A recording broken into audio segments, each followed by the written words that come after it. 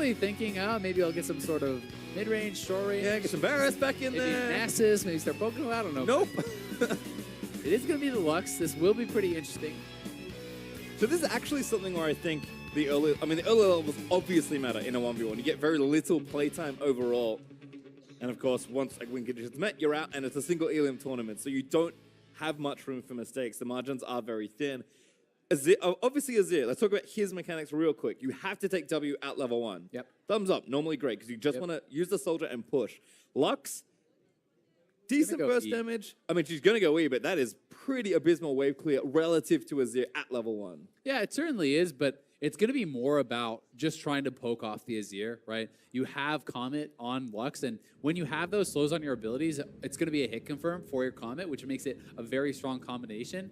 You're just trying to throw out the E. I'm expecting an E-Max from Frozen, trying to poke out his opponent. Meiko can try to kind of control the minion waves, and one of the things that's pretty interesting because of these summoner setups that we're having, it's not something you normally have to talk about, he actually has a way to gap close, right? And you can look for an all-in with your E. If you do actually hit your opponent with E, you get the shield, you actually get a soldier spawn as well now, I do believe. So the all-in can be pretty strong in a situation where perhaps Meiko is able to dodge a binding, dodge an E, and then find a way in.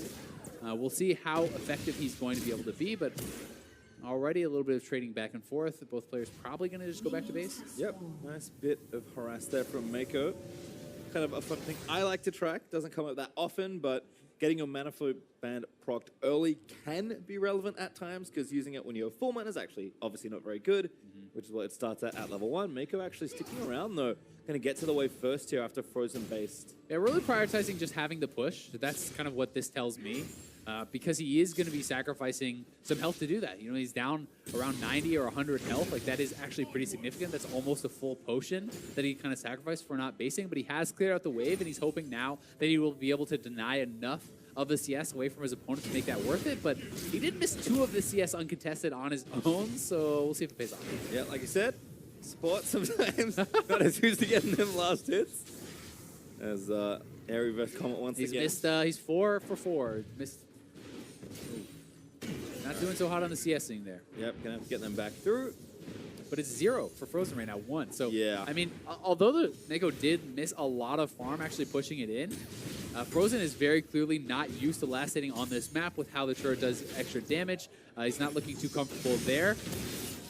And it is ending up with a slight advantage for Meiko, even though he only got 6 of the 12 minions.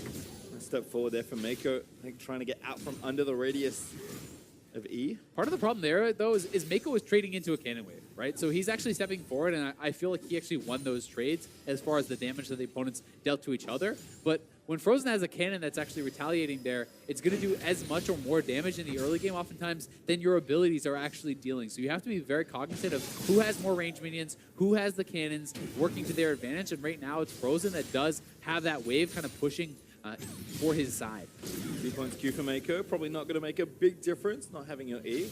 But certainly opting for, again, more trading power earlier. Frozen now level 4 though. Still taking damage. I mean, the E is only really going to come into play if you're trying to actually go for a full-on all-in. So I think 2 points Q early on does make a lot of sense.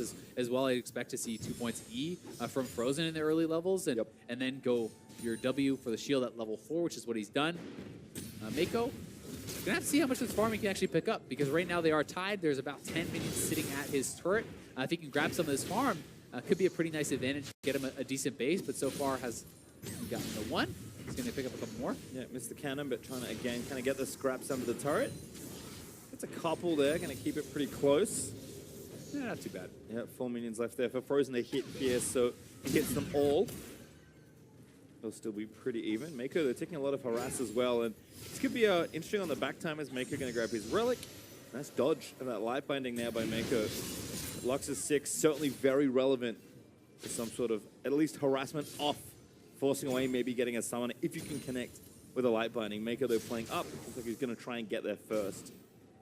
Like hitting down those minions.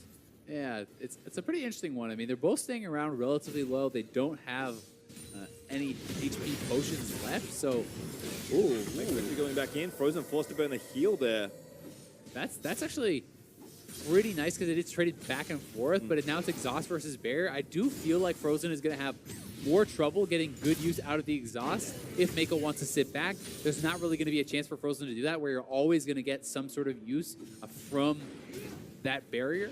One of the really interesting choices here, though, is actually Celestial Body for Frozen. So he's actually taken 10% less damage dealt for 100 HP. So this is the mastery that you take 10% less damage dealt for the first 10 minutes, but you get the bonus health. So he's really kind of just prioritizing what he thinks to be survivability. He's figuring perhaps he can just poke his opponent out and make sure that he can't get all in with that. He did also take the biscuit delivery, and oh my god, not even using the barrier. Meiko, that was pretty close. I hope he calculated that one, because that was We'll close. give him the benefit of the doubt.